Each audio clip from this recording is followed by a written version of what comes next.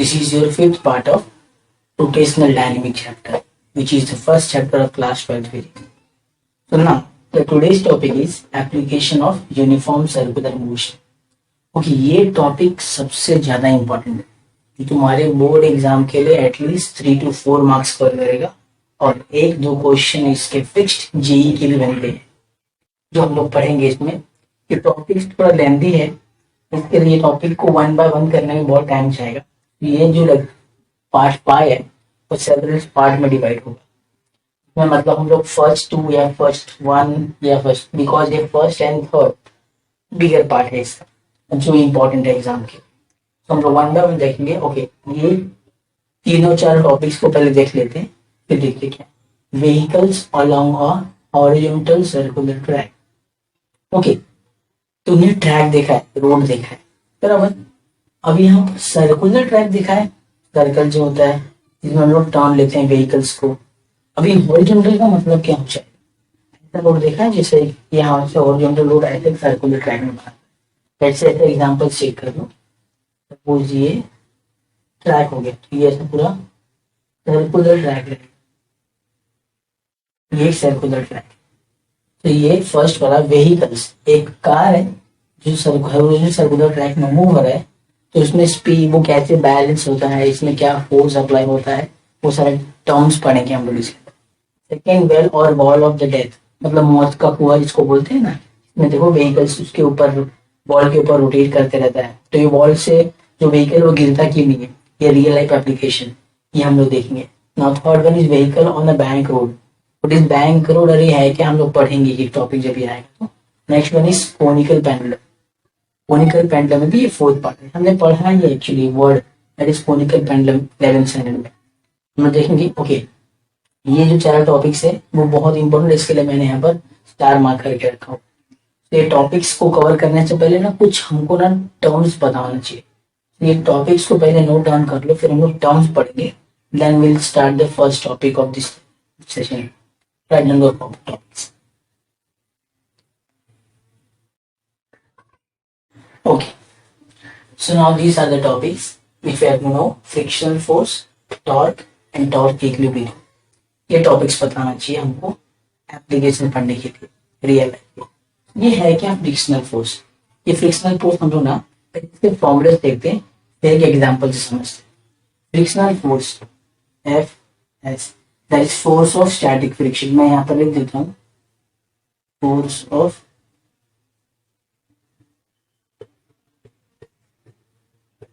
Static friction F S.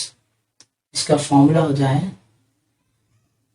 Mu S into N, where mu S is coefficient of static friction and N is normal. Okay, so ये topic ये है तुम्हारा frictional force, जिसको हम लोग static friction force बोलते हैं। 3 type होता है, स्टैटिक, रोलिंग और एक काइनेटिक, जो हमने 11th में पढ़ा था। अभी के लिए हम लोग को सिर्फ इसकी जरूरत है इस पूरे चैप्टर में, तो हम लोग सिर्फ ये टॉपिक सीखे। So force of static friction, coefficient of static friction and normal. अब ये है क्या, देखो सपोज ये एक रोड है, ठीक है। यहाँ पर रोड या फिर सरफेस दे दो, लेट्स से सरफेस है, लिख देते हैं ये सरफेस है। यहां पर मैंने एक ब्लॉक रखा हुआ है, ठीक है। अब ब्लॉक को मैं यहां से खींच रहा हूं, मैंने फोर्स अप्लाई किया, ठीक है। ओके, मुझे बताओ ब्लॉक का खुद का वेट होगा, दैट इज mg। वो कहाँ एक्ट करता है, हमने 11th में पढ़ा। कोई भी वेट हो वो हमेशा वर्टिकली कैसा होता है, डाउनवर्ड्स होता है। तो ये जो ब्लॉक का वेट होगा, weight that is equals to mg, वो डाउनवर्ड होगा। तो मुझे बताओ अगर ये इसका वेट इस फोर्स से ज्यादा बड़ा है, मतलब अगर ये बहुत बड़ा है तो ये नीचे आ जाएगा। तो इसको बैलेंस करने के लिए कोई तो होगा कि जो इसको नीचे नहीं लेके आएगा, स्टेबली रखेगा, दैट इज नॉर्मल रिएक्शन। देखो ये नॉर्मल इस वेट को बैलेंस करता है, इसके लिए ये फोर्स इससे कैंसिल हो जाता है। इसके लिए ऑब्जेक्ट में अगर हम लोग यहाँ पर फोर्स अप्लाई करते हैं ना तो ऑब्जेक्ट आगे जाता है। ओके, ये ब्लॉक कब आगे नहीं जाएगा? जब एक और फोर्स होगा और वो कहाँ लगेगा? इसके अपोजिट में। एक यहाँ से भी खींचे, यहाँ से भी खींचे तो ब्लॉक बीच में रुका रहेगा ना। लेकिन ये इंपॉर्टेंट होना चाहिए कि ये जो फोर्स लग रहा है वो उस फोर्स से इक्वल होना चाहिए, तो ये ऑब्जेक्ट बैलेंस रहेगा। ओके, अभी सपोज ये हम लोग खींच रहे इसको, ये ऐसा मूव करता है आगे आगे आगे, लेकिन एक इसमें फोर्स एक्ट होता है इसके बीच में, सरफेस ऑफ द वॉल या जो भी बोले ये, और सरफेस ऑफ द ब्लॉक, इसके बीच में ना एक फ्रिक्शनल फोर्स लगता है। देखो ना, हम लोग जब भी खींचते तो हम लोग को बहुत ज्यादा अपना मस्कुलर फोर्स यूज करना पड़ता है, वेट ज्यादा यूज करना पड़ता है, अपने को ज्यादा धक्का लगाना पड़ता है। क्यों? क्योंकि वहां पर कोई एक फोर्स है जिसको पीछे की तरफ ढकेल रहा है, तो हम लोग जब भी ढकेलते हैं हम लोग को ज्यादा फोर्स लगता है। अगर वो सरफेस स्मूथ है तो इजीली चले आता है क्योंकि वहां पर फ्रिक्शन नहीं होता है। अगर सरफेस रफ है तो हम लोग को ज्यादा धक्का लगाना पड़ता है क्योंकि वहां पर एक फोर्स है जिसको अपोज करता है। अगर ये जो फ्रिक्शनल फोर्स है और ये जो नॉर्मल फोर्स है, अगर ये दोनों इक्वल हो जाए तो ब्लॉक मूव ही नहीं करेगा, बिकॉज वेट को बैलेंस कौन करता है? नॉर्मल, और फ्रिक्शनल फोर्स को बैलेंस कौन करेगा? फोर्स, प्रोवाइडेड ये दोनों इक्वल होना चाहिए। अगर इक्वल नहीं है, सपोज ये फोर्स बढ़ा है तो वो यहाँ पर मूव करे, अगर फ्रिक्शनल फोर्स बढ़ा है इस फोर्स तो वो यहाँ पर मूव करे। और सपोज ये दोनों सेम है और नॉर्मल सेम है, नॉर्मल इस वेट बढ़ा है नॉर्मल से तो ऑब्जेक्ट नीचे आ जाए, तो depending on the force your block move करेगा। तो फोर्सेस क्या क्या लगते हैं वो समझ में आया? एक फोर्स जो हम लोग अप्लाई किए थे, एक फ्रिक्शनल फोर्स जो अपोज करता है, और हमेशा ब्लॉक का वेट होता है, जैसे हम लोग भी खड़े, हमारा भी वेट होगा वो हमारा भी डाउनवर्ड होता है हमेशा, तो डाउनवर्ड हम लोग को अंदर घुस जाना चाहिए। हम लोग स्टेबल कैसे हैं? बिकॉज एक फोर्स हमारे ऊपर लग रहा है, दैट इज नॉर्मल फोर्स, जिससे वेट और नॉर्मल दोनों बैलेंस है, इसके लिए हम लोग स्टेबल। बट रनिंग करते टाइम देखो हमारा वेट कम हो जाता है, जिसके लिए हम लोग या तो रनिंग करते करते कभी कभी कोई गिर जाता है क्योंकि वहां पर वेट और नॉर्मल दोनों इक्वल नहीं होते, इस वजह से आदमी फॉल हो जाता है। That is the frictional force जो हमको पढ़ना था। ये सारे हम लोग टर्म्स पढ़ेंगे अंदर टॉपिक्स के अंदर, इसलिए ये टॉपिक्स मैंने समझाया। तो ये F is force of static friction, mu S is coefficient of static friction and normal. तो एक और बात देख लेते हैं हम लोग, अगर कोएफिशिएंट ऑफ स्टैटिक फ्रिक्शन, अगर फ्रिक्शन ज्यादा है तो हम लोग को ताकत कम लगाना पड़ेगा, ज्यादा लगाना पड़ेगा? ऑब्वियसली ज्यादा लगाना पड़ेगा। ठीक है, अभी हम लोग सपोज करते हैं एक ट्रैक है जिसमें एक व्हीकल मूव हो रहा है, व्हीकल का स्पीड v है, ठीक है, और coefficient of static friction mu S. अगर मैंने स्पीड को इंक्रीज किया तो फ्रिक्शन इंक्रीज हुआ डिक्रीज हुआ? ऑब्जर्व करो, मेरे पास यहाँ पर ट्रैक है, ये मेरा व्हीकल है, व्हीकल का स्पीड भी है, वो चल रहा है चल रहा है चल रहा है। अगर मैंने यहाँ पर बोला इसका स्पीड में बढ़ा दिया और तो फ्रिक्शन बढ़ेगा या कम होगा? फ्रिक्शन बढ़ेगा ऑलवेज। तो यहाँ पर जैसे मूव करेगा ना बहुत, तो यहाँ पर फ्रिक्शन ज्यादा लगेगा। तो अगर स्पीड, ये किधर लिख लो नोट पार्ट में हम लोग यूज करने वाले हैं, अगर v इंक्रीज होता है तो म्यू एस भी क्या हो जाएगा? इंक्रीज हो जाएगा। ठीक है, ये फ्रिक्शन के बारे में था। Now this is the torque. Torque भी हमने 11 में पढ़ा। टॉर्क क्या होता है कि सपोज ये मैंने एक रिजिड बॉडी बना दिया, ठीक है, ये बॉडी में मैंने अपना ऐसा फोर्स अप्लाई कर दिया, दैट इज, ठीक है, और ये बॉडी को मैंने यहाँ पर फिक्स्ड किया है, तो ये बॉडी का नाम एक्सिस ऑफ रोटेशन है। ऐसा मूव कर, चलिए यहाँ पर मैं देखो अभी यहाँ पर, अभी ये इसका एक्सिस ऑफ रोटेशन है, ठीक है। मैंने बोला यहाँ पर मैं इसको फोर्स अप्लाई करूँ तो ऐसा मिला, तो ऑब्जेक्ट ऐसा घूमेगा और ऑब्जेक्ट का मोशन ऐसा, ठीक है। ये एक्शन ऑफ फोर्स हो गया, इसको हम लोग लाइन ऑफ एक्शन बोलते हैं, ठीक है। अभी यहां से यहां तक का डिस्टेंस लेट्स से मैंने आर लिया, तो टॉर्क क्या होता है? टॉर्क इज डिफाइंड एज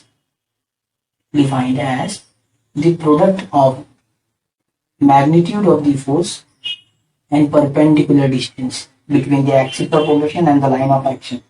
जो लाइन ऑफ एक्शन है ना, ये वाला लाइन ऑफ एक्शन, ये और इसके बीच का परपेंडिकुलर डिस्टेंस होता है, ठीक है, तो ये होता है टॉर्क।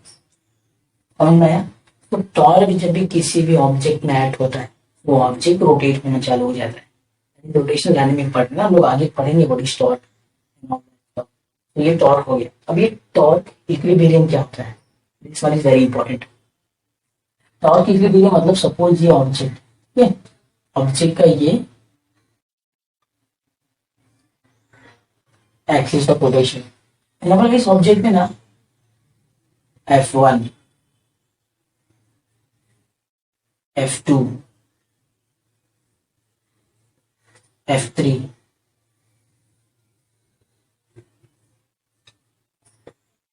F4, ये चार फोर्स एक्ट हो रहे हैं। से बॉडी कैसे घूमेगा वी डोंट नो ना, बिकॉज अभी यहाँ पर ये इंपॉर्टेंट है। ये फोर्स, ये ऑब्जेक्ट कैसे घूमेगा, किस डायरेक्शन में घूमेगा, कौन सा फोर्स ज्यादा है, ये हम लोग फाइंड करेंगे टॉर्क इक्विलिब्रियम से। टॉर्क इक्विलिब्रियम क्या बोलता है पता है? देखो, समेशन मतलब ऑल दी फोर्सेस या all the torque in the clockwise is equals to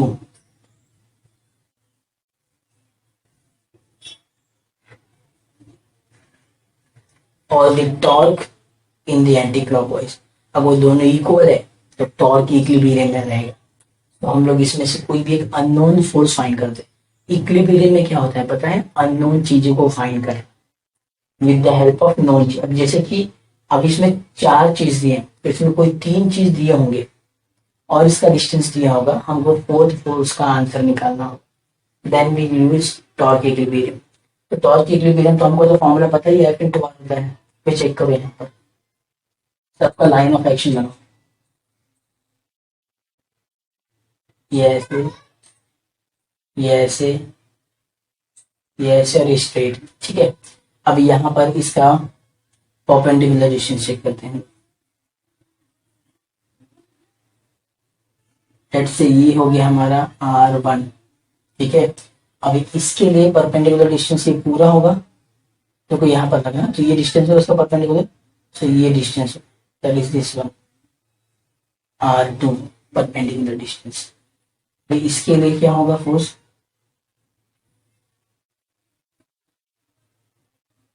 let's say R3।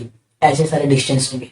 तो इसमें कौन सा फोर्स क्लॉकवाइज है भी देखो, यहाँ पर फोर्स अप्लाई करा, ऑब्जेक्ट ऐसे घूमेगा तो ये कौन सा वाइज हो गया, क्लॉकवाइज, तो यहाँ पर क्लॉकवाइज में आएगा। अब यहाँ पर भी फोर्स अप्लाई किया तो ये ऐसा घूमेगा तो ये जो पास से जाएगा, ये भी क्लॉकवाइज हो गया। अब यहाँ पर अप्लाई करा तो ये भी क्लॉकवाइज हो गया।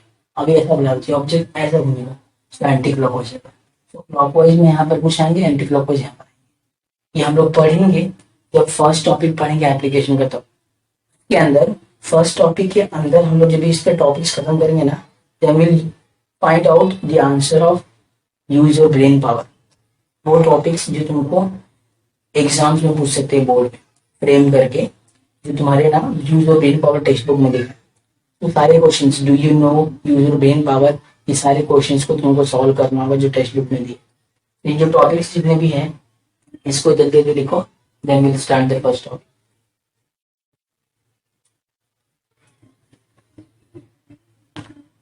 Okay, so the first application is vehicle along a horizontal circular track।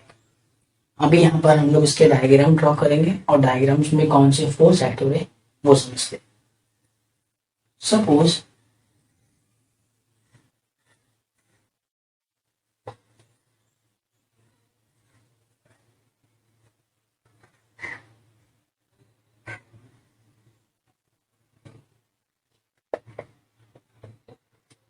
ये व्हीकल है, थोड़ा वियर्ड दिख रहा है देखने में, बट बिकॉज ये टेक्स्ट बुक में एक्चुअली ऐसे बना है, इसके लिए मैंने भी ऐसे बनाया। ये हो गया हमारा व्हीकल। अब यहाँ पर बोलने का सर हॉरिजॉन्टल सर्कुलर ट्रैक नहीं, ये तो सर स्ट्रेट दिख रहा है, यहाँ पर सेंटर बना है ना, तो फिर ये रोड ऐसा होगा, एक्चुअली कुछ ऐसा होगा, ठीक है, पूरा सर्कल में बनेगा और ये सेंटर होगा तुम्हारा। तो ये हमने इसको ड्रॉ नहीं किया, हम लोगों ने सेंटर मेंशन किया ना, विच मीन्स ये सर्कुलर ट्रैक हुआ हॉरिजॉन्टल। इसके लिए इसको रफ कर देते हैं जो हमारे यूज करेंगे। ओके, अभी इस व्हीकल में इसका सेंटर ऑफ मास बीच में होगा जहां पर वो बैलेंस होगा। ओके, हमको पता है व्हीकल का कुछ ना कुछ तो वेट होगा जो कहाँ एक्ट करता है, हमेशा डाउनवर्ड एक्ट करता है। अभी जस्ट पढ़ा था हम लोग ने। ओके, ये वेट को बैलेंस कौन करेगा? व्हीकल का, नहीं तो व्हीकल नीचे आ जाएगा। कौन करेगा? जस्ट किया था हमने नॉर्मल, तो इसको नॉर्मल बैलेंस। अभी देखो रोड है एक्चुअली और व्हीकल्स मूव कर, तो इधर फ्रिक्शन फोर्स लगेगा किसके बीच में? Tyres of the vehicle and road surface के बीच में लगेगा क्या? Frictional force. तो यहां पर लगेगा फ्रिक्शनल फोर्स लगेगा।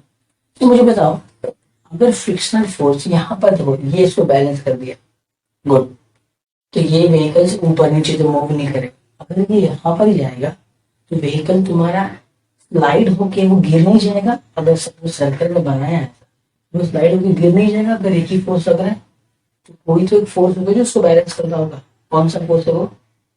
देखो, जो फोर्स यहाँ, वो फोर्स यहाँ पर देगा, उसको मैं डॉटेड लाइन से ड्रॉ करता हूँ ऐसे, बराबर? वो फोर्स यहाँ पर लगेगा। तो जो फोर्स सेंटर की तरफ होता है उसको हम लोग सेंट्रीपिटल फोर्स बोलते हैं, और जो अभी होता है सेंटर से वो सेंट्रीफ्यूगल फोर्स। यहाँ पर एक फोर्स है सेंट्रीफ्यूगल फोर्स जो इस फोर्स के बराबर होगा। तो कैसे इस फोर्स के बराबर होगा? बोलेगा सेंट्रीफ्यूगल फोर्स फ्रिक्शन फोर्स में सब डिफरेंस क्या है? अगर दोनों सेम ही हो गए तो डिफरेंस ये है कि यहाँ पर फ्रिक्शनल फोर्स जो इसकी तरफ आ रहा है, अभी हमको पता है एक ही ऐसा फोर्स जो सेंटर की तरफ होता है, सेंट्रीपिटल फोर्स। मतलब फ्रिक्शनल फोर्स किसके बराबर होगा? सेंट्रीपिटल फोर्स के बराबर। लेकिन उसको बैलेंस कौन करेगा कि वो सेंटर की तरफ ना जाए? सेंट्रीफ्यूगल फोर्स करेगा। बुक में मेंशन नहीं किया कि सेंट्रीफ्यूगल फोर्स नहीं है, बट मैं तुमको समझा रहा हूँ कि भाई ऑब्जेक्ट टॉपल नहीं होगा, गिरेगा नहीं, तो उसके लिए ना एक फोर्स होता है जो उसको पकड़ के रखा है। इसके लिए वो ना नीचे नहीं आता, वो इसी स्पीड से मूव करते चले जाता है आगे, अगर उसका स्पीड होता है तो पार्ट व्हीकल का। और इस पूरे डेरिवेशन में हम लोग इस जो व्हीकल है ना, इसको हम लोग एज ए पॉइंट कंसीडर करते हैं। वॉट अबाउट अगर हम लोगों ने पूरा फोर व्हीलर लिया तो क्या होता है? उसके लिए हम लोग करेंगे वो डू यू नो के सेक्शन में तुमको आएगा। अभी के लिए सिर्फ हमको इतना पता है कि अगर एक सर्कुलर ट्रैक में व्हीकल है, ये व्हीकल वर्टिकल सेक्शन है, तो उसमें वेट होगा जो नॉर्मल बैलेंस है, और एक फ्रिक्शनल फोर्स लगेगा जो टायर और सरफेस के बीच में होगा, वो सेंटर की तरफ एक्ट करता है। किसके इक्वल हो जाता है? सर्कुलर, सॉरी, सेंट्रीपिटल फोर्स के इक्वल होता है। लेकिन उसको बैलेंस कौन करता है? सेंट्रीफ्यूगल फोर्स बैलेंस करता है। तो यहां पर देखिए ना, और यहां से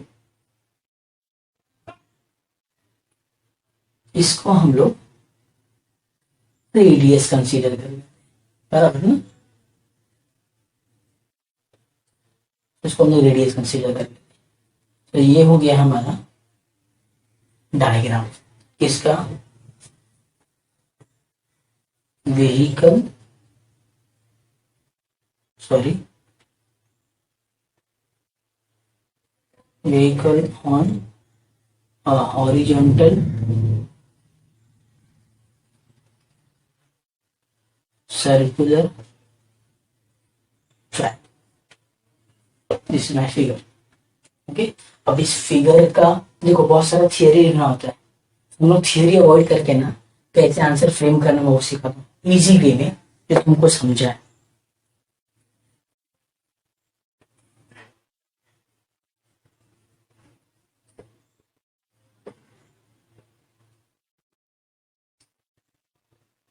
ये फिगर शोज क्या दिखाता है? फिगर हम लोग को क्या दिखा रहा है? फिगर हम लोग को कि वर्टिकल सेक्शन है इसका, कार का, किस रोड पे?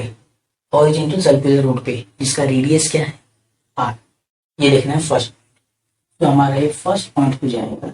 Figure shows vertical section of a car on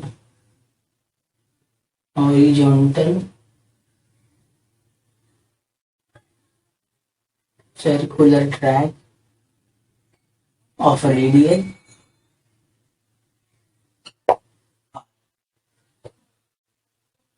radius R, this is my first. तो मतलब हमने आर व्हीकल को बता दिया है, और व्हीकल पे ये सब क्या है, फोर्सेज ही है ना।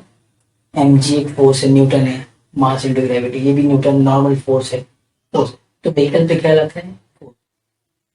तो next point, force acting on a car. लेकिन एक चीज बहुत इंपॉर्टेंट मेंशन करना है, ये कार कैसा है कंसिडर करने हम लोग एज ए पॉइंट। तो कंसीडर एज अ पार्टी, ठीक है। अब इसमें फोर्सेस क्या है, A1, तो 1 नंबर 2 नंबर थे, उसको अंदर सब टॉपिक में ए देते हैं। ये क्या आएगा, बिग वेट ब्रैकेट में एनर्जी, नीचे की तरफ ना क्या बोलते हैं, vertically downward eight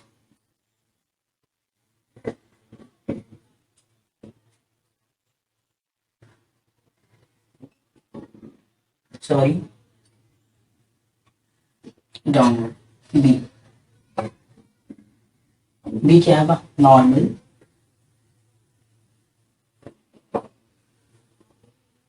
eight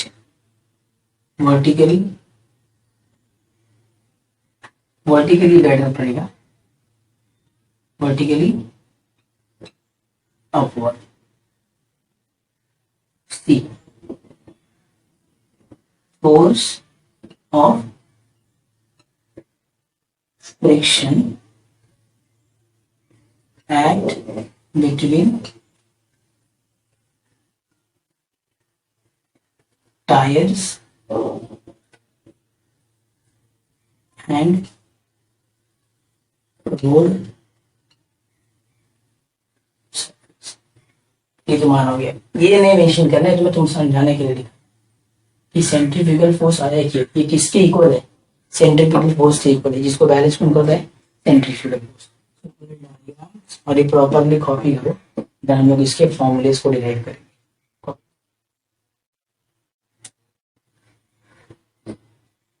okay, अब इसका हम लोग फॉर्मूला डिराइव करते हैं। तो चेक करो यहाँ पर, फ्रॉम फिगर क्या दिखा है तुमको, कौन किसके बराबर है, एम जी किसके बराबर है, N K, M G equals to N, equation number first, ठीक है। सेकेंड पर जो एफ एस है, सेंटर की तरफ जा रहा है, मतलब क्या है उधर, सेंट्रीपिटल फोर्स है, सेंट्रीफ्यूगल फोर्स भी बोलो, दोनों का फॉर्मूला क्या होता है, V square by R. Vector form में माइनस और प्लस होता है, बट यहाँ पर हम लोग मैग्नीट्यूड को कंसीडर कर रहे हैं, इसके लिए वहां पर क्या आएगा, M V square by R, equation number. ठीक, ये एक्चुअली मुझे ऐसा लिखना चाहिए, बिकॉज ये जहां पर मास है ना, वो दोनों इक्वल दिखना मानता है। ये हो जाएगा centripetal force is equals to frictional force, समझा। अब हम लोग इक्वेशन 2 को डिवाइड करेंगे इक्वेशन 1 से, so dividing equation 2 by 1, we get क्या मिलेगा हमको, डिवाइड करो, M V square by R divided by M G equals to F S upon N. यहां से एम एम कैंसिल हो जाएगा, कि जी से मल्टीप्लाई हो जाएगा, so V square by R G is equals to F S by N. ये तुम्हारा फॉर्मूला बन गया, मतलब डेरिवेशन हो गया, ठीक है। ये तुम्हारा हो गया डेरिवेशन। अब सिर्फ एक चीज नोट करो यहाँ पर, क्या, कि जो आर है रेडियस वो कांस्टेंट रहेगा पूरे सर्कुलर ट्रैक में। वेट किसके बराबर है, एन के, वो भी कैंसिल हो जाएगा। बचा क्या, फ्रिक्शनल फोर्स। अगर मैंने कार का स्पीड बढ़ा दिया, वी इंक्रीज किया, सो क्या इंक्रीज होगा, भी जस्ट किया था ऊपर हम लोग ने जब हम लोग टर्म्स पढ़ रहे हैं कि जब किसी भी चीज का स्पीड इंक्रीज होता है तो उसका फ्रिक्शन भी इंक्रीज होता है। तो इसका हम लोग इसका मैक्सिमम एफ एस का मैक्स फाइंड करेंगे कितना होता है वो वैल्यूज। सो उसके लिए मैं डायग्राम को रफ कर देता हूँ बिकॉज डायग्राम हो गया।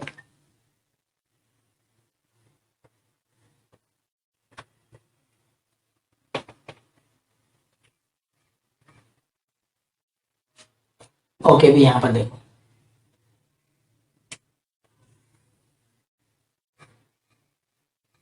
इसका नेक्स्ट पार्ट यहाँ पर कॉपी करना। एक देखो पहले, if speed is increases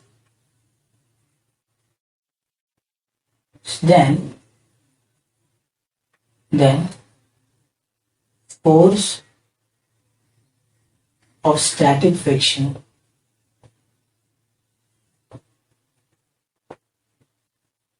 is also increases। बराबर है। तो यहाँ पर देखो एफ मैक्सिमम का फॉर्मूला क्या होता है, मैक्सिमम फ्रिक्शनल फोर्स कितना होता है जो हमने पढ़ा है म्यू एस इंटू एम, ये मैक्स वैल्यू होती है इसकी। ठीक है, ये इक्वेशन नंबर क्या हो जाएगा हमारा, इसको 4 देते हैं, ठीक है यहाँ पर, और इसको हम लोग 3 देते हैं जो बना हमारा, ये एफ एक्स मैक्स निकल गया। अब मुझे एफ एक्स मैक्स निकालना होगा, मैं एफ एक्स की जगह एफ एक्स मैक्स लिखता हूँ और वी स्क्वायर की जगह पे वी मैक्स लिखता हूँ बिकॉज एफ एक्स मैक्स हो रहा है, स्पीड भी क्या होगा इसका इंक्रीज होगा यहाँ पर।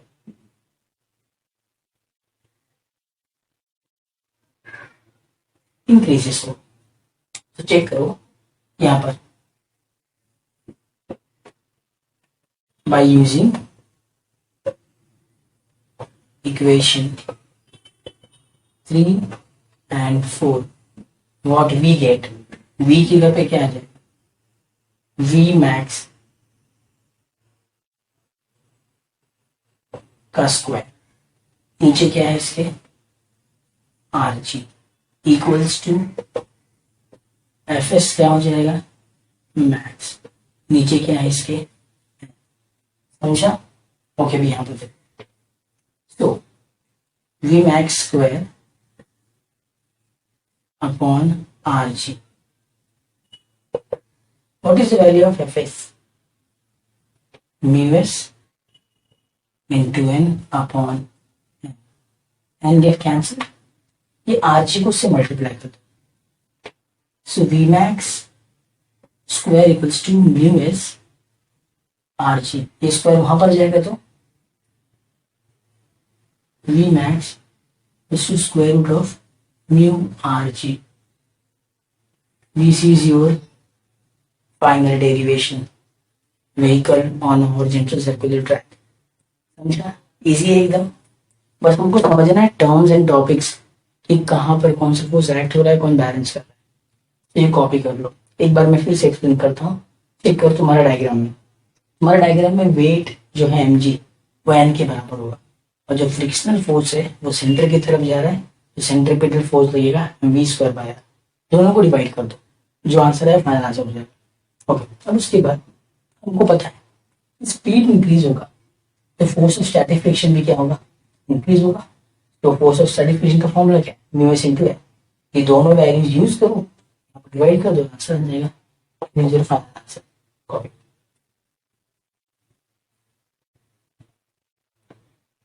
Okay, now we'll done the first application, that is vehicle on a horizontal circular track। अभी उसमें ना टेक्स्ट बुक में जाओगे तो एक सेक्शन दिखेगा that is do you know, वो सेक्शन रीड करो। अभी वो सेक्शन में क्या लिखा है यहाँ पर मैं एक्सप्लेन करता हूँ। देखो सपोज ये अपना हॉरिजॉन्टल सर्कुलर ट्रैक है, ठीक है। अब जो हम लोगों ने व्हीकल को कंसीडर किया था एज अ पॉइंट, अब वो व्हीकल सपोज 4 व्हीलर है तो उसमें कैसे फोर्स एक्ट होता है और क्या होता है यहाँ पर चेक करो। सपोज मैंने यहाँ पर व्हीकल बनाया, तो ये बहुत ऑकवर्ड लग रहा है बट समझाने के लिए कि सपोज ये 4 व्हील है उसके, फोर व्हील का अभी जो हम लोग ने वहां पर डायग्राम ड्रॉ किया था, ऐसा कुछ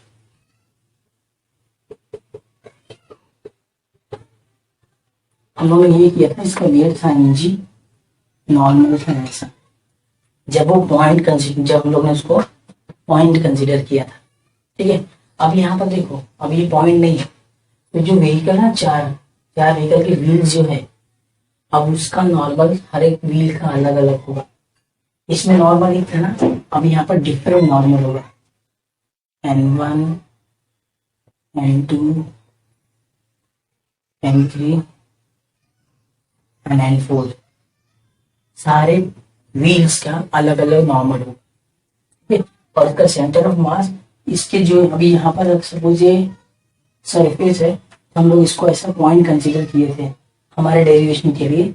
यहाँ पर वेट था उसका, यहाँ पर नॉर्मल था, तो यहाँ पर फ्रिक्शनल फोर्स था। अब ये ऐसा पॉइंट नहीं है, ये व्हीकल है, जो इसका सेंटर ऑफ मास यहाँ पर पॉइंट है। अब वो ग्राउंड लेवल पे नहीं रहेगा, ग्राउंड पे नहीं रहेगा, वो व्हीकल्स के ऊपर किधर इधर रहेगा। अभी हमको पता है ये सेंटर है सी, इसका फ्रिक्शनल फोर्स यहाँ पर होगा सबका, बराबर है। और जो उसका सेंट्रीफ्यूगल फोर्स होगा वो हमेशा इसके यहाँ पर होगा। अब इस सेंट्रीफ्यूगल फोर्स ये वाला और सेंट्री और जो फोर्स ऑफ फ्रिक्शन है वो दोनों इक्वल होंगे? नहीं होंगे इक्वल। क्यों? बिकॉज देखो अभी ये सरफेस पे लगा है, ये सरफेस है सपोज करो, ये व्हीकल है, ठीक है। अब इस सरफेस को फ्रिक्शन लग रहा है नीचे, और यहाँ पर सेंट्रीफ्यूगल फोर्स ऊपर रहता है। अब ये फोर्स ऊपर है, नीचे फोर्स है, तो दोनों फोर्स में एक छोटा होगा एक बड़ा होगा। तो ये दोनों फोर्स की वजह से ये कार में टॉर्क ऑब्टेन होता है। टॉर्क क्या होता है? Force into perpendicular distance. वो टॉर्क ऑब्टेन होता है जिससे कार टॉपल होता है। टॉपल मतलब गिरता है, स्किड होता है, फिसलता है या गिर जाता है। तो ये कंसीडर वहां पर डी नौ में लिखा हुआ है। रीड करो, वहां पर लिखा रहेगा कि सपोज वो जो व्हीकल है, व्हीकल के चार व्हील है और उसका रिजल्टेंट नॉर्मल, वो पूरे जो व्हील्स है वो व्हील्स का अलग अलग नॉर्मल्स, वो पूरा उसका नॉर्मल रिएक्शन होता है।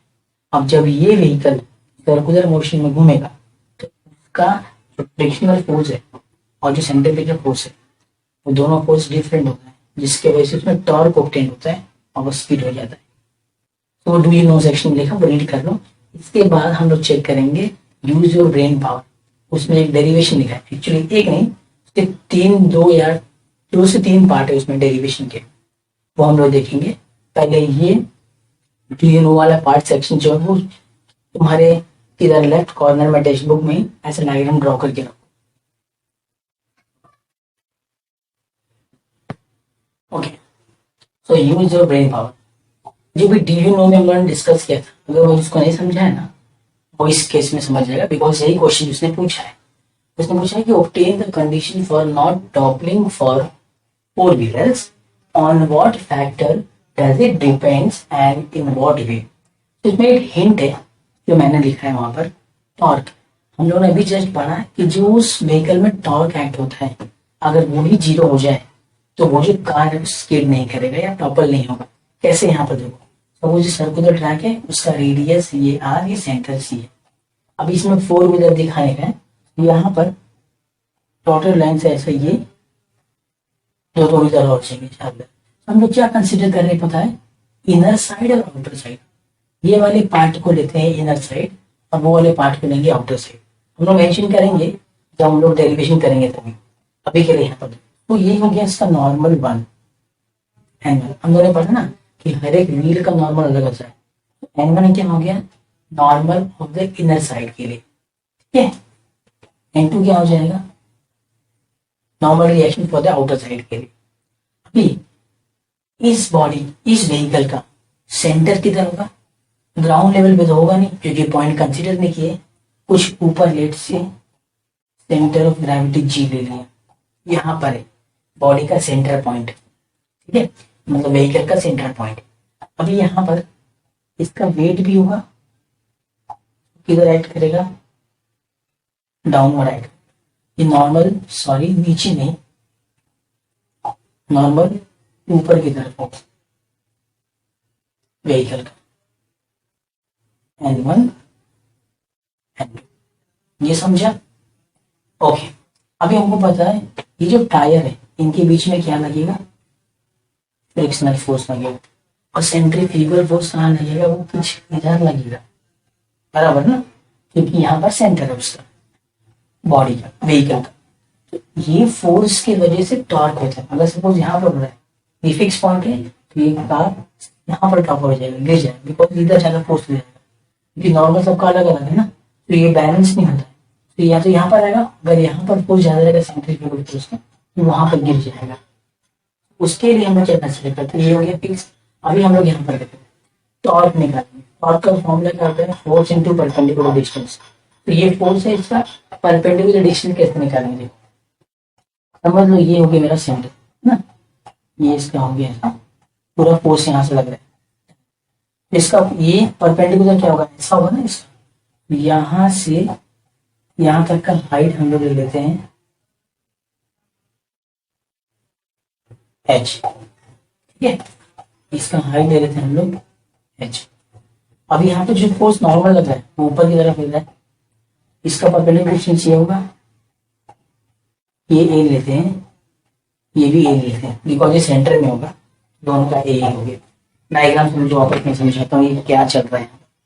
ये व्हीकल है, व्हीकल के नॉर्मल्स अलग अलग होंगे, व्हील्स के, सॉरी, तो व्हील्स का नॉर्मल दो, N1 N2, inner and outer side के लिए, और यहाँ पर फ्रिक्शनल फोर्स लगेगा, सेंट्रीफ्यूगल फोर्स यहाँ पर लगेगा। ये फिक्स है कि कार है वो टॉपल होगा, गिरेगा, क्योंकि यहाँ पर फ्रिक्शनल, क्योंकि ग्राउंड लेवल पे एक्ट हो रहा है। अगर यही सेम सेंटर में होता ना, तो ऑब्जेक्ट में कोई फर्क नहीं पड़ता, बिकॉज दोनों बैलेंस हो जाते हैं।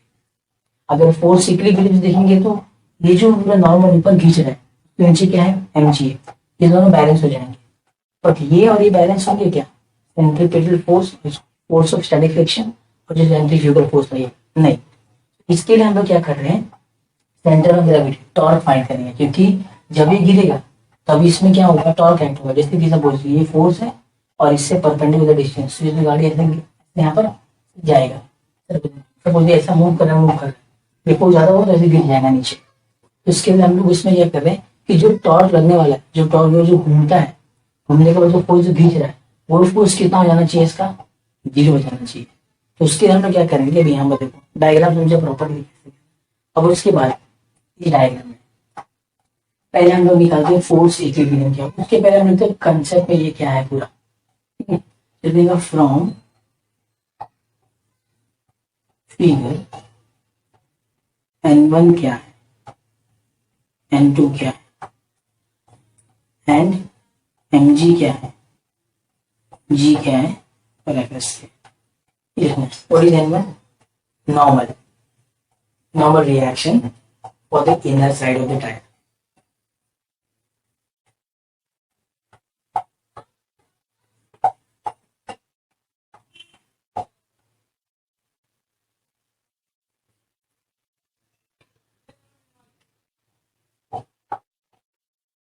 N2 क्या आ जाएगा, normal reaction for outer tyres. mg क्या आ जाएगा, वेट एक्ट्स डाउनवर्ड, ठीक है। g क्या हो जाएगा, centre of gravity.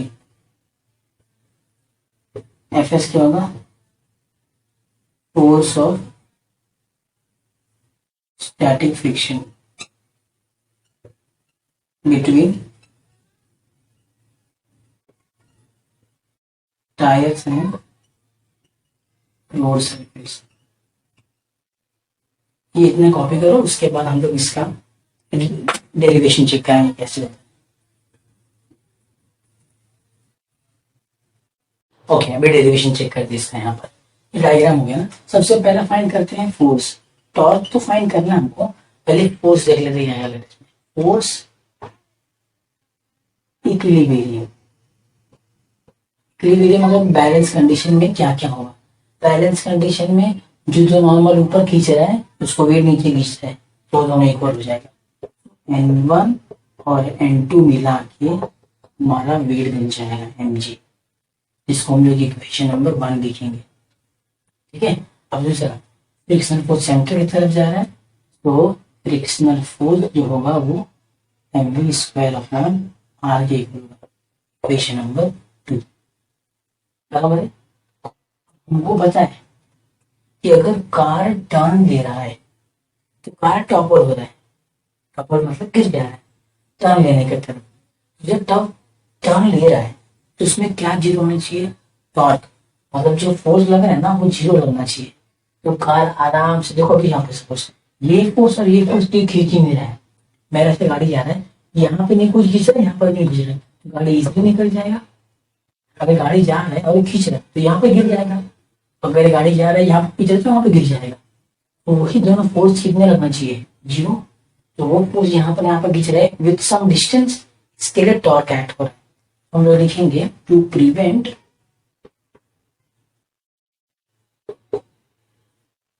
the toppling of car while taking turn,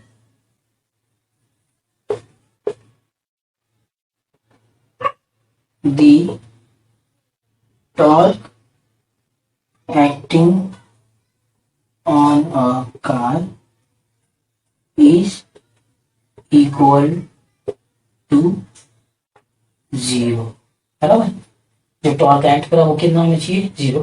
मैं डायग्राम रफ कर देता हूँ, नहीं डायग्राम के पीछे रहते वैसे यहाँ पर देखो, to prevent the toppling of the car while taking turn the torque acting on a car is equals to 0, that is summation.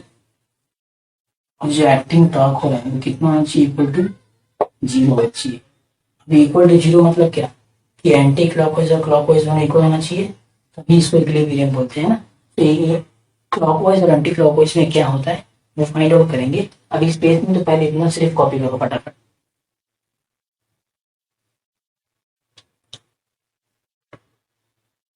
Okay, अभी आगे देखो, इस समीशन ऑफ टॉर्क 0 मतलब जो समीशन ऑफ टॉर्क है क्लॉकवाइज वो किसके इक्वल होगा, anti clockwise.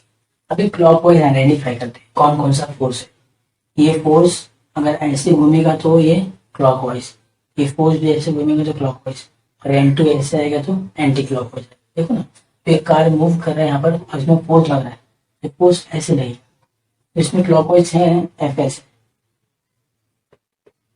Force into perpendicular distance, force हो गया, इसका परपेंडिकुलर क्या है, ये है, इसका डिस्टेंस कितना है h, Fs into h, plus एक और है, इसमें फोर्स लग रहा है ऐसा तो ये ऐसे घूमेगा पूरा, यहाँ पर ऐसे आएगा, ऐसे क्लॉकवाइज में क्या हो जाएगा, N1 परपेंडिकुलर डिस्टेंस a है, तो N1 a equals, anti clockwise में ऐसे जा रहा है तो ये जाएगा N2 और क्या हो जाएगा a, N2 a।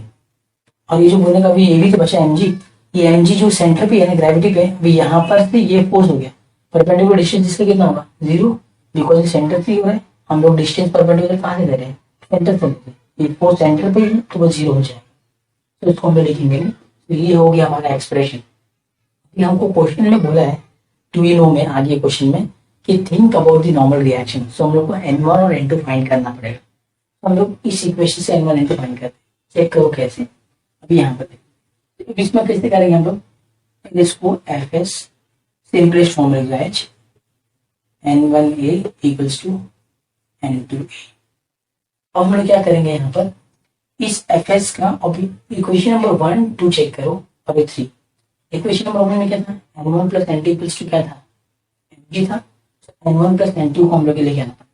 इसमें यहाँ पर चेक करो, दोनों में Nn है और A भी है, इसको एक तरफ लेके आते हैं, Fs is equals to N2A minus N1A, दोनों में कॉमन क्या है, Fs equals to A N2 minus N1।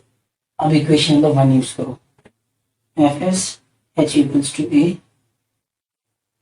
N2 as it is रखता हूं, यहाँ पर लिखो, चेक करो, N1 plus N2 equals to क्या है, Mg है, चेक करो तुम्हारी इक्वेशन, इक्वेशन 3 तो यहाँ पर क्या आएगा N1 की जगह पे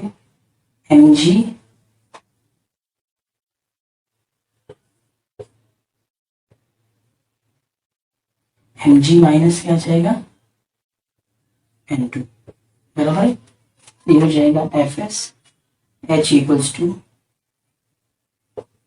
A in bracket N2 minus mg minus minus plus N2 हो जाएगा। N2 कितना हो जाएगा Fs H equals to A 2N2 minus mg हो जाएगा, बराबर है। इसमें A मल्टीप्लाई कर देंगे, अभी सॉल्व करेंगे। ओके, उसके आगे चेक करोगे, ये हो जाएगा Fs H equals to A multiply 2N2A minus mg A हो जाएगा। ठीक है, अब इसको यहाँ पर ले लो, Fs H equals to 2N2A sorry plus mg A equals to 2N2A। अभी हम लोग सिर्फ N1 N2 फाइंड करना है, तो हम लोग डिवाइडिंग क्या करेंगे 2A, लिखेंगे dividing by 2A on both side. So हमको क्या मिल जाएगा Fs H divided by 2A mg A divided by 2A 2N2A upon 2A। ये Fs H upon 2A, A cancel mg by 2 N2। This is your answer for N2। अभी N1 कैसे find करेंगे, since N1 plus N2 equals to mg। ये equation कौन सा है हमारा, first one है। तो हमको भी N2 पता है वैल्यू कितना है, ये वाला वैल्यूज वहां पर सब्स्टिट्यूट करेंगे। इसको हम लोग लेते हैं fourth one, N1 as it is रहेगा, N2 ये क्या आएगा H upon 2A plus mg upon 2 equals to mg। therefore N1 equals to mg minus mg upon 2 minus Fs upon 2A। N1 equals to cross multiply करेंगे 2mg minus 1 mg upon 2 minus Fs upon 2। This is your answer for N1। So ये हो गया thinking about N1 and N2। इसके बाद एक हम लोग को लास्ट फाइंड करना है safest speed while taking the turn, वो क्वेश्चन पूछेंगे। तो हम लोग ये कॉपी करो, इसके बाद हम लोग एक लास्ट टॉपिक करते हैं, तो तुम्हारा यूज ऑफ ब्रेन पावर का फर्स्ट क्वेश्चन कंप्लीट हो जाएगा। ओके, तो द लास्ट सेक्शन इसके अंदर कि क्रिटिकल फोर्स क्या होता है, मैक्सिमम फोर्स क्या होता है। तो इनको पता है सर्कुलर ट्रैक में कार टर्न ले रहे हैं, ठीक है, तो यहां से सबसे ज्यादा फ्रिक्शन फोर्स किसमें लगेगा, इनर वाले टायर में या आउटर वाले टायर में। इनर वाले टायर में, सेंटर के पास ही क्लोज में है। तो अगर सेंटर वाला इनर वाला ही पार्ट का फ्रिक्शन अगर नॉर्मल 0 हो जाए तो उसमें फ्रिक्शन रहेगा नहीं, तो वो पार्टिकल का स्पीड में जो व्हीकल स्पीड है ना वो मैक्सिमम हो जाएगा। बिकॉज यहाँ पर देखो सपोज 2 टायर है, इनर का अगर जो वैल्यू है अगर वो 0 हो जाए मतलब रहे ही ना, उसका स्पीड कितना हो जाएगा, मैक्सिमम हो जाएगा। कार है, इनर टायर का उसको जो नॉर्मल हो जाए 0 कंसीडर होगा तो उसमें फ्रिक्शन रहेगा ही नहीं, N2 में रहेगा, पर N2 दूर है तो उसका स्पीड ज्यादा हो जाएगा। तो इसका मैक्सिमम स्पीड कितना होगा वो फाइंड आउट करते हैं। N1 का एक्सप्रेशन अभी हम लोगों ने क्या फाइंड किया था, mg upon 2 minus Fs H upon equals to 0। अब ये mg एज इट इज रहेगा अपॉन 2, इसको वहां पर शिफ्ट कर दो Fs H अपॉन 2, यहाँ से 2 कैंसिल हो जाएगा, सिर्फ mg बचेगा। Fs का फॉर्मूला क्या हो जाएगा, mv square by R H upon A. ये कहाँ से आया, इक्वेशन नंबर 2 चेक करो, हमने लिखा था फोर्स इक्विलिब्रियम। अब यहाँ पर से ये a से मल्टीप्लाई कर m कैंसिल हो जाएगा, तो g equals to v square और ये वेलोसिटी मैक्सिमम हो जाएगा। तो maximum velocity into h 1r a, इसको इससे मल्टीप्लाई कर दो, therefore v max square equals to R G A upon H, square वहां पर आया तो therefore v max क्या हो जाएगा, square root of R G A upon, this is your safety speed while turning. ठीक है, सो हमने क्या क्या किया अभी इसमें चेक करो। पहले तो कंडीशन ये था कि फोर व्हीलर दिया हुआ है, पॉइंट पार्टिकल नहीं है, तो ऑब्वियसली उसका जो चारों का नॉर्मल रिएक्शन है वो क्या होगा, डिफरेंट होगा। तो हम लोग ने inner and outer side find किया। अब उसमें इनर आउटर साइड फाइंड करने के बाद फोर्स इक्विलिब्रियम चेक किया, जो दोनों N1 था वो Ng के बराबर था, पर एक ही फोर्स था जो अनबैलेंस था, इसकी वजह से गाड़ी गिर रही थी। उसके लिए हम लोग ने सेंटर ऑफ ग्रेविटी फाइंड किया व्हीकल का। अब उसमें सेंटर ऑफ ग्रेविटी के बाद उसका हम लोग ने N1 इंटू फाइंड किया।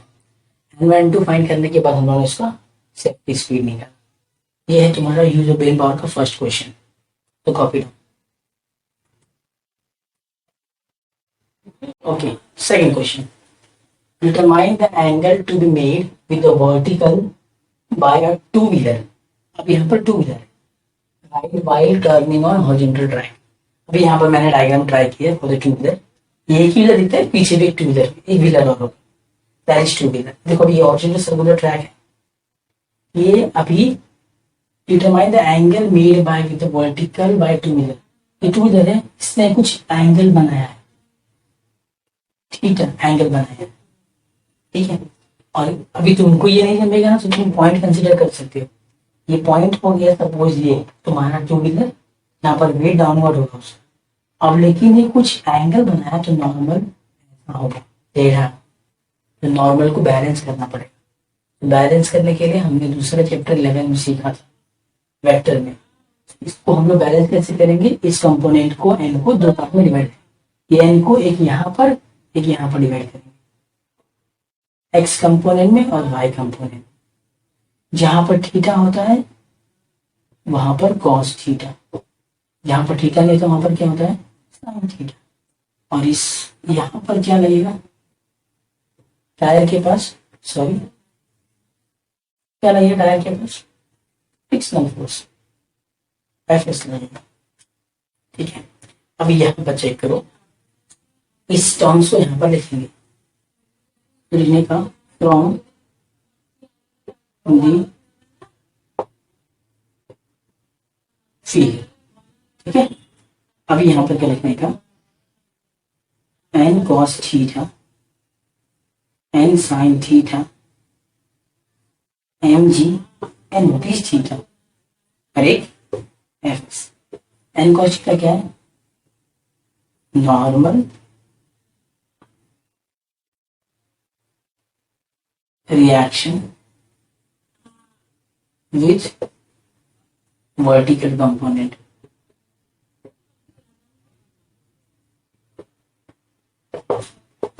फिर normal reaction with horizontal component,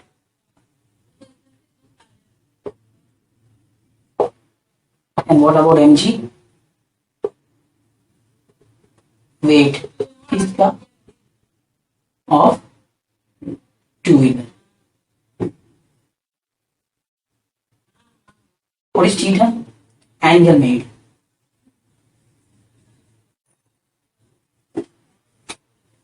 with, देखा है उसने, हम लोग को कुछ फाइन नहीं करना, विथ वर्टिकल।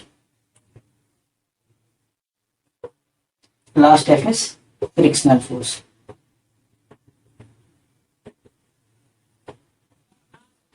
अब ये कॉपी करो, उसके बाद इसका डेरिवेशन करते हैं, वो इजी है। इसमें सिर्फ हमको एंगल फाइंड करना है, बहुत बड़ा नहीं, सिर्फ छोटा सा डेरिवेशन है। ये एग्जाम के लिए सपोज कर सकते हो, सकता है जो फर्स्ट क्वेश्चन है वो डिफिकल्ट है, that is for JEE and NEET, जिसका सिर्फ हमको इक्वेशन सॉल्व करके और डायरेक्टली न्यूमेरिकल्स में रखना होता है। This question is asked for 3 and 4 marks in board exam, तो इसके लिए बहुत इजी डायग्राम ड्रॉ करके लिख के थोड़ा सा डेरिवेशन है इतना कॉपी करो।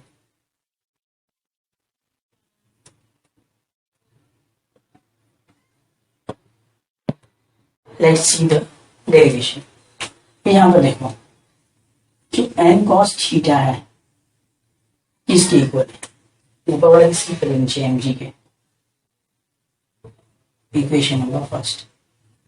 और n sin थीटा किसके इक्वल, एफ के, जो क्या है सेंट्रीपिटल को सेंटर की तरफ, तो आ गया v square by equation number 2।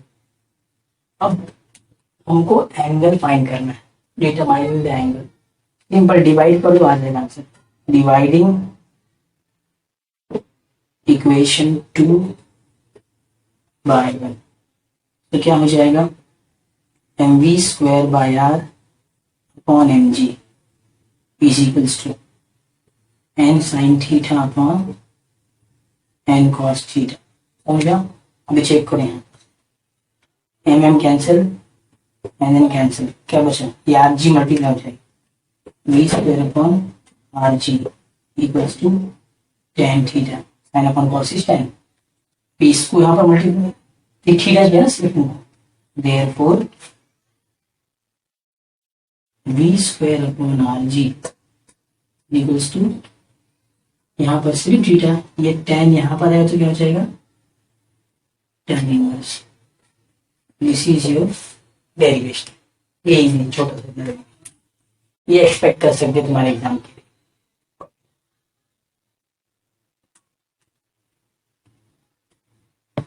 Okay, next जो 3 एंड 4 क्वेश्चन है वो थियरी क्वेश्चन है।